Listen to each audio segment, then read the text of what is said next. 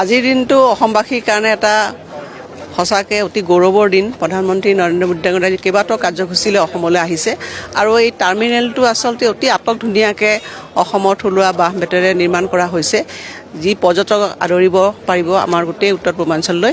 প্ৰধানমন্ত্ৰী নৰেন্দ্ৰ মোদী ডাঙৰীয়াক আদৰিবলৈ আপোনালোকে দেখিছে ৰাতিপুৱাৰ পৰা তেখেতে সভা 2টা বজাত আছে, কিন্তু এতিয়াৰ পৰা মানুহৰ লানি লাগিছে। গতিকে অসমবাসীয়ে এই যি নৰেন্দ্ৰ মোদী ডাঙৰীয়াৰ অসমৰ ৰাইজলৈ যিখিনি তেখেতৰ মৰম চেনেহ আশীৰ্বাদ, তাৰ প্ৰত্যুত্তৰত তেখেতক চাবলৈ আহিছে আৰু অতি সুন্দৰভাৱে এই টাৰ্মিনেলটো নিৰ্মাণ হৈছে।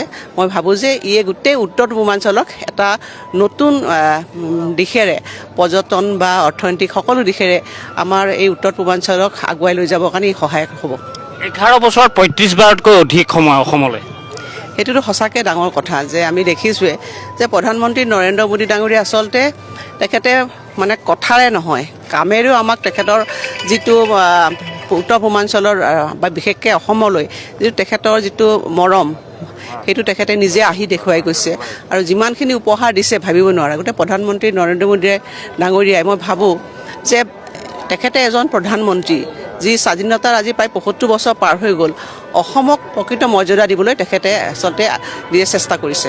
আজিৰ দিনটো অসমবাসীৰ কাৰণে এটা সঁচাকৈ অতি গৌৰৱৰ দিন। প্ৰধানমন্ত্ৰী নৰেন্দ্ৰ মোদী ডাঙৰীয়াই কেইবাটাও কাৰ্যসূচীলৈ অসমলৈ আহিছে আৰু এই